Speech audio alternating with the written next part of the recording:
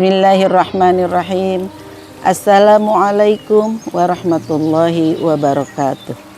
Alhamdulillahilladzi yatarahamu ibaduhul mu'minun wa bitaufiqihi yartaji'udz zalimun. Asyhadu an la ilaha illallah wahdahu la syarikalah wa asyhadu anna Muhammadan abduhu wa rasuluh. Allahumma shalli ala Muhammad wa ala ali Muhammad kama shallaita ala Ibrahim wa ala ali Ibrahim wa barik ala Muhammad wa ala ali Muhammad kama barakta ala Ibrahim wa ala ali Ibrahim fil alamina innaka Hamidum Majid. Qala Allah Ta'ala fil Qur'anil Karim, a'udzu billahi minasyaitonir rajim. Allahul ladzi khalaqakum min dha'fin summa ja'ala min ba'di dha'fin quwwah thumma ja'ala min ba'di quwwah dha'fan wa syaibah yakhluqu ma yasha wa huwal alimul qadir. Segala puji kita panjatkan kehadirat Allah Subhanahu wa taala yang telah memberikan kita umur panjang, telah memberikan kita nikmat sehat sehingga kita bisa mengikuti kajian kali ini. Dan insya Allah tema kajian kali ini adalah fase kehidupan manusia. Di dalam surat Ar-Rum ayat 54 Allah berfirman bahwa Allah telah menciptakan manusia dalam 3 fase kekuatan. Pertama adalah Allah menciptakan manusia dalam keadaan lemah. Kemudian Allah menciptakan setelah lemah itu kuat, dan Allah kembalikan setelah kuat itu lemah kembali dan beruban. Begitulah Allah menghendaki penciptaannya, dan dialah yang maha mengetahui dan maha kuasa atas segalanya. Di dalam surat ini Allah memberitahukan kepada kita bahwa sebelum kita kuat, kita melalui dulu fase lemah.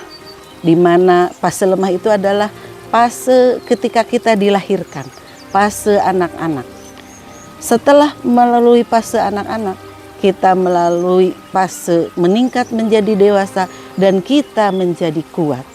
Dan setelah kuat, kita kembali dilemahkan oleh Allah, yaitu masa tua dan masa yang sudah disebut lansia, dan tumbuhlah uban-uban di kepala kita.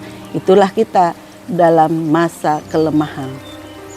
Oleh karena itu, sebaik-baiknya manusia adalah ketika kita berada dalam masa kuat. Itulah masa yang harus maksimal kita dalam beribadah kepada Allah. Sekuat tenaga, sekuat ikhtiar kita, selalu berbuat baik dan selalu beramal soleh, berbuat yang terbaik, ibadah yang terbaik untuk Allah Subhanahu wa taala. Karena itulah kesempatan kita untuk menabung amal soleh guna bekal kita di akhirat nanti. Di dalam surat lain, dalam surat Ghafir ayat 67 itu lebih rinci lagi. Penciptaan manusia 3 fase. Dari penciptaannya termasuk pada pembentukan penciptaan manusia, dan selanjutnya kehidupan manusia dibagi pada 3 fase. Fase pertama penciptaan manusia adalah kita diciptakan dari nutfah, dari air mani. Setelah itu berproses lagi menjadi alaqah. Setelah menjadi nutfah menjadi alaqah. Alaqah segumpal daging, segumpal darah. Dan dari segumpal darah itu kita menjadi mudghah, yaitu segumpal daging. Itu fase penciptaan manusia yang kemudian Allah lahirkan ke dunia dengan pertolongan berbagai pihak, dan itu adalah fase kehidupan kita yang pertama yang disebut tiflan, fase anak-anak, di mana kita keadaannya lemah, kemudian kita perlu bantuan dari berbagai pihak, mau makan, mau berpakaian dan segala macam. Setelah anak-anak lewat, maka kita masuk pada fase, sampailah kita pada asyuddah. Kita sampai pada pada fase kuat atau fase pemuda atau fase dewasa. di mana itulah kekuatan kita untuk memaksimalkan ibadah, beramal soleh, dan segala macam kebaikan-kebaikan yang lainnya.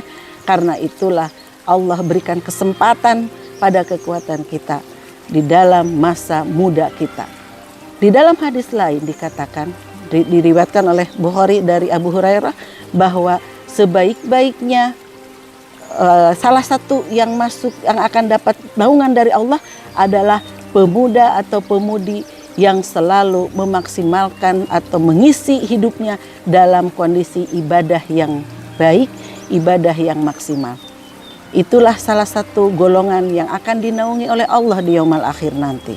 Karena Allah memberikan kesempatan kepada kita bahwa ke masa kuat itu adalah masanya kita untuk melaksanakan semua perintah Allah dan menjauhi larangan-larangannya, serta kita mengikuti sunnah Rasulullah Sallallahu Alaihi Wasallam. Setelah fase asyuddah tadi, kita akan masuk pada masa saikhot atau masa tua, di mana kita akan dikembalikan lemah oleh Allah. Kemudian mungkin kita akan kena pikun. Kalau kita diberi umur panjang, maka kita akan kena pikun. Makanya kita harus selalu berdoa supaya kita tidak ketika kita panjang umur, kita tidak mengenai kepada kita pikun itu sendiri. Di mana pikun akan melupakan segala sesuatu yang pernah kita tahu dan kita tidak pernah mengingatnya. Na'udzubillahi min dzalik. Mudah-mudahan kita dijauhkan dari pikun, sifat pikun itu. Apa contohnya atau apa cirinya kita sudah mulai mau menua dan melemah kembali? Lihatlah rambut di kepala kita, apakah sudah beruban atau tidak. Allah menunjukkan indikator kita menuju masa tua adalah itu tumbuhnya uban di kepala-kepala kita. Oleh karena itu, marilah kita semua selalu memperbaiki ibadah-ibadah kita untuk menjadi manusia-manusia yang terbaik, untuk membekali kita sehingga kita nanti di akhirat menjadi manusia-manusia yang beruntung dan manusia-manusia yang masuk surga. Billahi taufiq wal hidayah. Wassalamualaikum warahmatullahi wabarakatuh.